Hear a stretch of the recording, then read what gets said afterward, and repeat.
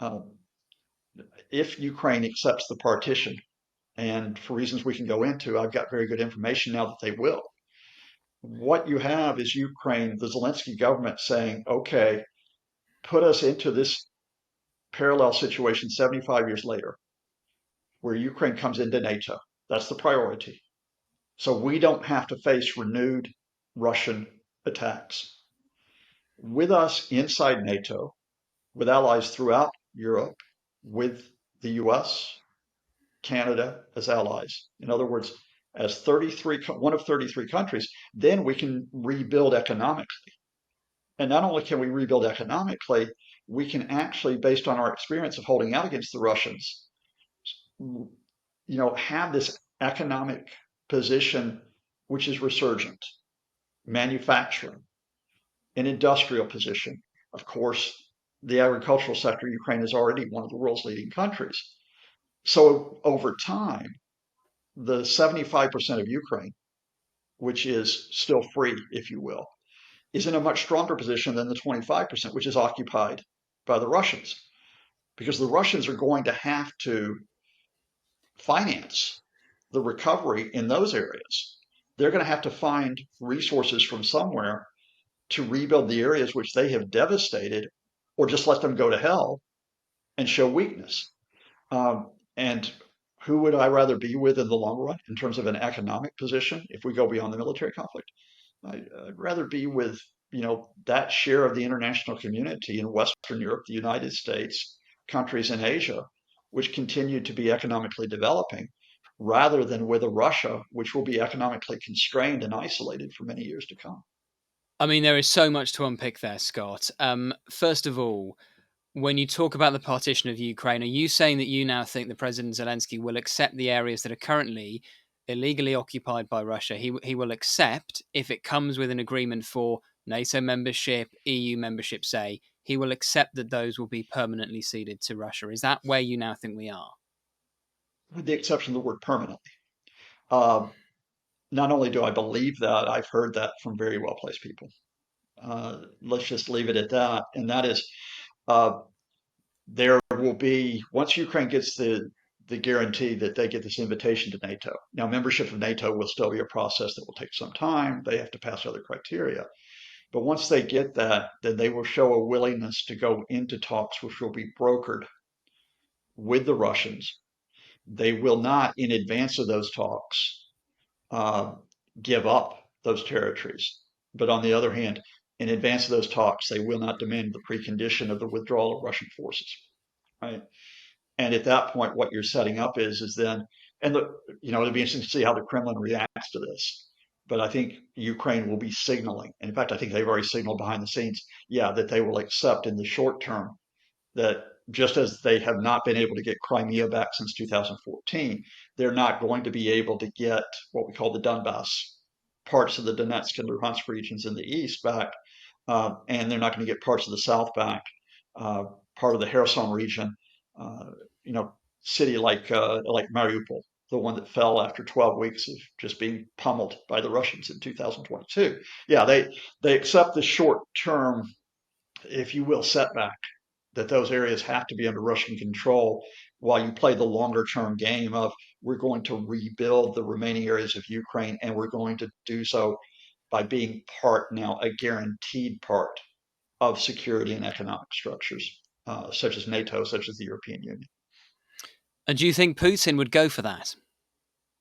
I think it's going to present him with a really interesting choice because, he could turn to the Russian people, he can declare his own victory, uh, but he can't declare a complete victory because remember, Putin tried to annex, in addition to Crimea, the entirety of four regions: Donetsk and Luhansk in the east, Zaporizhia and Kherson in the south. Ukraine took quite a bit of that southern territory back in 2022. So he's not going to get all of those regions that he, quote, annexed in September 2022. And he's not going to get back some of Donetsk if he accepts the talks. But on the other hand, if he refuses the talks, then, as we just discussed earlier, what's he going to do? He's going to go and continue to put more people into the war. He's going to risk the prospect that uh, Ukraine gets in 2025 those F-16 warplanes that they've been waiting for, that Ukraine may get the permission to carry out long-range missile strikes inside Russia. And remember one other thing, that if Putin refuses to go into those talks, he's got Ukrainian forces that hold part of Kursk in Western Russia. They've controlled still several hundred square kilometers in the first invasion of Russia or the Soviet Union since 1941. Is he going to give up that territory in perpetuity because he won't come to the table? Um, the, and also, by the way, if he refuses those talks, it undermines the Kremlin's narrative that they're the ones who've always been willing to negotiate. And do you think President Zelensky would be able to sell such a deal internally in Ukraine? Because it's very easy for people in the international community to say, okay, it's just what needs to happen. You need to cede some of your sovereign territory in return for these security agreements. But, if you were in the UK and someone said, oh, just give over Kent and a bit of Essex, or if you were in the US and you said, oh, just give over Texas, Arizona, maybe a bit of California to the Mexicans, people understandably would be furious.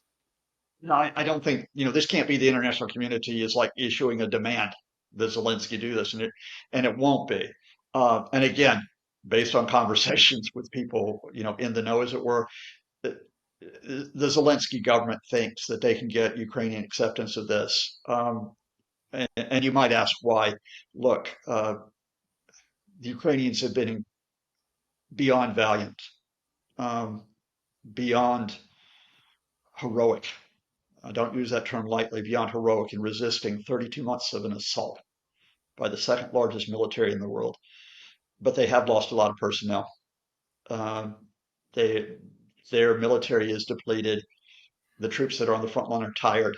Many of them have not rotated in years. Um, they have wives, they have mothers, fathers, they have other relatives, friends who know this. They know how much they have sacrificed. They need time to recover.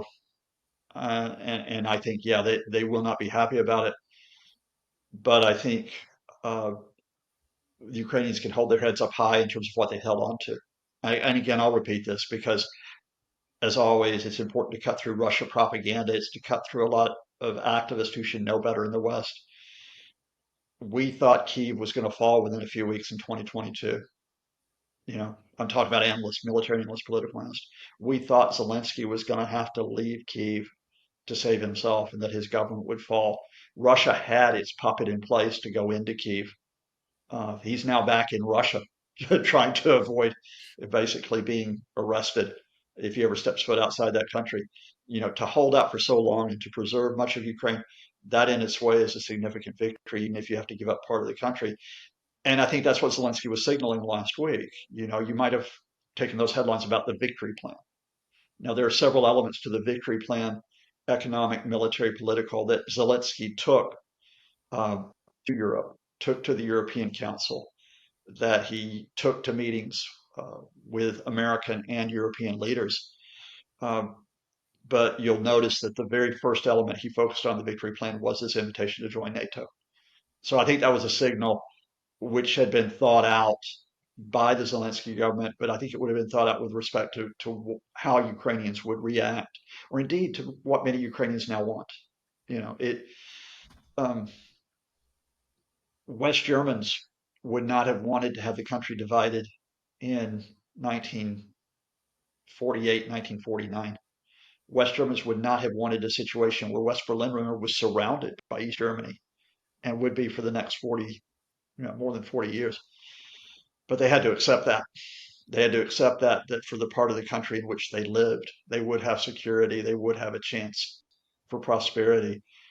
Ukrainians may have to accept that and hope that it doesn't take 43 years, as it did in the West German case, before we have reunification. Well, you would have thought this is representative of the underlying weakness of Russia's position because, the casualty rate has been astonishingly high for Russia for really ever since the full-scale invasion now. We know that Putin is reluctant to launch a new wave of mobilization because of the political risk factors that poses for him. And look, the North Korean troops are unlikely to be the world's most advanced fighting force, but to Putin, presumably that doesn't matter. They're just more men he can feed into the meat grinder.